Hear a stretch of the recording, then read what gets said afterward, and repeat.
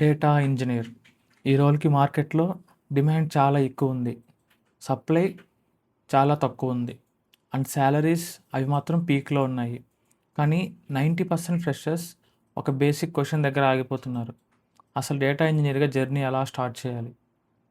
ఈ వీడియో మొత్తం చూస్తే 2026లో డేటా ఇంజనీర్ అవ్వడానికి ఎగ్జాక్ట్ పాత్ ఏంటో మీకు క్లియర్గా మొత్తం అర్థమవుతుంది. Tools, skills, salary, interview preparation అన్నీ కవర్ చేద్దాం. Let's get in to the video.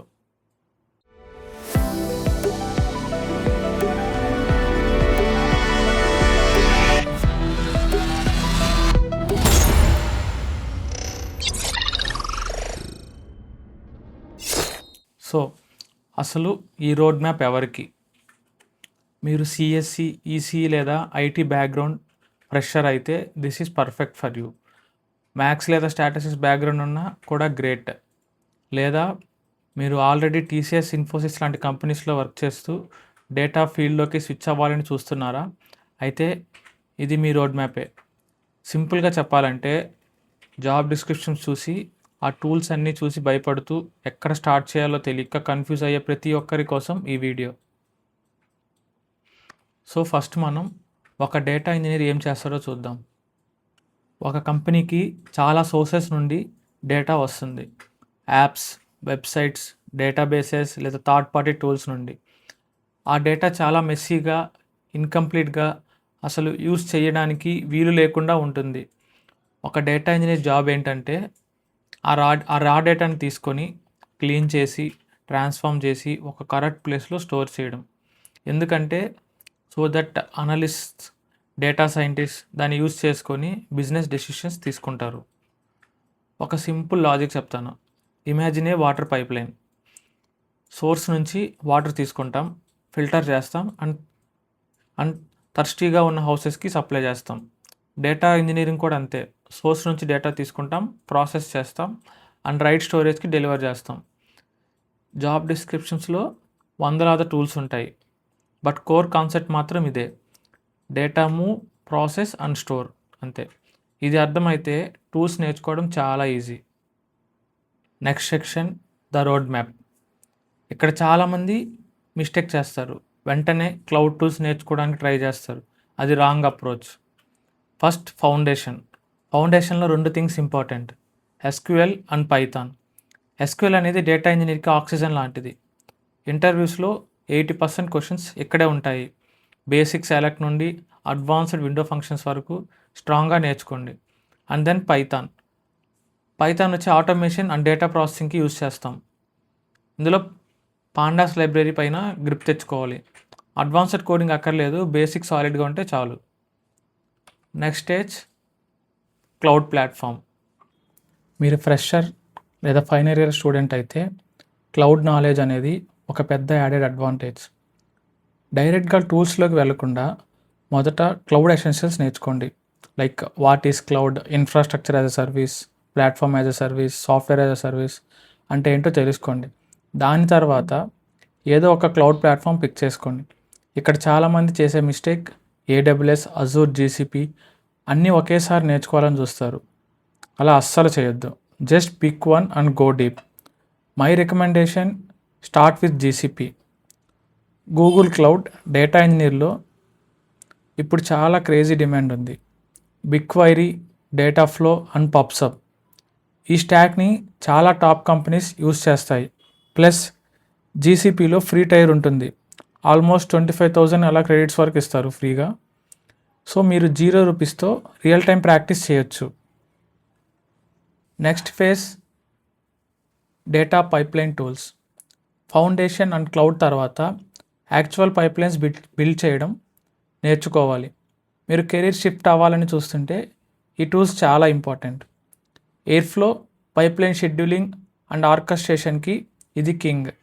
DBT, SQL ట్రాన్స్ఫర్మేషన్స్ని కంట్రోల్ చేయడానికి యూస్ చేస్తాం. ఇప్పుడు మార్కెట్లో దీనికి క్రేజీ డిమాండ్ ఉంది. నెక్స్ట్ పైస్పార్క్, బిగ్ డేటా ప్రాసెసింగ్కి ఇది మ్యాండేటరీ. మీకు పైథాన్ తెలుసు కాబట్టి డైరెక్ట్గా పైస్పార్క్ నేర్చుకోండి. ఇది కొంచెం పాండాస్ లానే ఉంటుంది. సో ఈ డేటా ఇంజనీరింగ్లో ఎస్క్యూఎల్, పాండాస్ అండ్ పైస్పార్క్ ఇవి ఒక డేటా ఇంజనీర్కి చాలా ఇంపార్టెంట్. అన్ని డేటా క్వైరింగ్కే యూజ్ చేస్తాం, బట్ స్కేల్ అండ్ పర్ఫార్మెన్స్లో చిన్న డిఫరెన్స్ ఉంటుంది. సో బేస్డ్ ఆన్ డేటా మనం ఆ టూల్ని పిక్ చేసుకుంటాం. Next phase project. రెజ్యూమ్లో టూల్స్ లిస్ట్ పెట్టడం వేరు, యాక్చువల్గా ప్రాజెక్ట్ చేయడం వేరు. క్యాగిల్ లేదా గూగుల్ పబ్లిక్ డేటా సెట్స్ తీసుకొని ఒక end to end pipeline build చేయండి. సో ఒక మంచి ఐడియా ఏంటంటే చాట్‌జీపీటీ లేదా క్లాడ్కి వెళ్ళి ఇలా ప్రాంప్ట్ ఒకటి ఇవ్వండి. ఐ హ్యావ్ స్కిల్స్, మీకున్న skills and real time data project in GCP ఇలా ఇచ్చారంటే సో చాట్‌జీపీటీ మీకు ఒక ప్రాజెక్ట్ ఇస్తుంది. సో ఇది అర్థం చేసుకోండి ప్రాజెక్ట్. సో మనకి ఫస్ట్ అనుకున్నట్టే మనకు డేటా ఉంటుంది, డేటాని ప్రాసెస్ చేస్తాం, తర్వాత స్టోర్ చేస్తాం. సేమ్ అలాగే దీనికి లేయర్స్ ఉంటాయి. సో ఇది చేసే ముందు మీకు డేటా మోడలింగ్ అనే కాన్సెప్ట్ తెలిసి ఉండాలి. అది తెలుసుకోండి. తెలియదంటే కామెంట్ చేయండి, నేను ఎక్స్ప్లెయిన్ చేస్తాను. సో నెక్స్ట్ ఇవన్నీ లేయర్ బై లేయర్ చేయాలి. ఒకవేళ మీకు ప్రాజెక్ట్ నచ్చకపోతే ఇంకో ప్రాంప్ట్ ఇవ్వండి, అలా ఇంకో ప్రాజెక్ట్ ఇస్తుంది, అర్థం చేసుకొని జీసీపీలో ఫ్రీగా ఒక రియల్ టైం ప్రాజెక్ట్ చేయండి. ఒకటి మాత్రం గుర్తుపెట్టుకోండి, 10 సర్టిఫికేషన్స్ ఉన్న ఒక పర్ఫెక్ట్ గిట్‌హబ్ ప్రాజెక్ట్ అనేది మీకు ఇంటర్వ్యూలో చాలా ఇంపార్టెంట్. మీ ఇంటర్వ్యూ 50 to 70% ఈ ప్రాజెక్ట్ మీద తిరుగుతుంది. So next interview. సో మనకి జాబ్ రావాలంటే ఈ ఇంటర్వ్యూ అనేది మెయిన్. ఇక్కడ 90% ఫ్రెషర్స్ ఫెయిల్ అవుతారు, వాళ్ళు సైలెంట్గా చదువుతారు. డేటా ఇంజనీర్ ఇంటర్వ్యూస్లో కేవలం కోడింగే కాదు, సిస్టమ్ డిజైన్ అండ్ ఆర్కిటెక్చర్ గురించి కూడా అడుగుతారు. ప్రాక్టీస్ చేసేటప్పుడు అవుట్లౌడ్గా మాట్లాడుతూ ప్రాక్టీస్ చేయండి. మైండ్లో ఆన్సర్స్ తెలుసు అన్నది కాదు, ఇంటర్వ్యూలో దాన్ని ఎక్స్ప్లెయిన్ చేయగలుగుతున్నారా లేదా అన్నదే మ్యాటర్. మాక్ ఇంటర్వ్యూస్ ఇవ్వండి.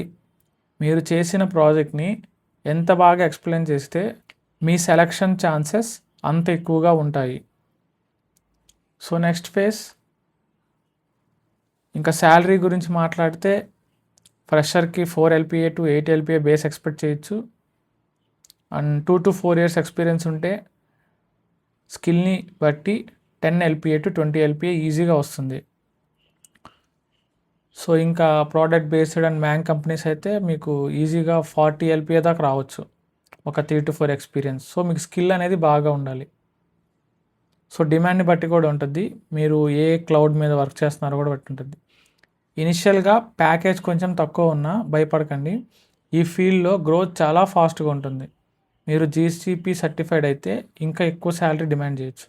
సో ఫైనల్గా ముందు చెప్పినట్టు ఈ మిస్టేక్స్ అవాయిడ్ చేయండి.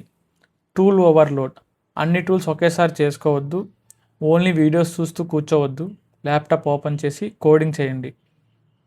అండ్ ప్రాజెక్ట్ ఈజ్ మెయిన్, ఖచ్చితంగా రెజ్యూమ్లో ప్రాజెక్ట్ అనేది పక్కా ఉండాలి.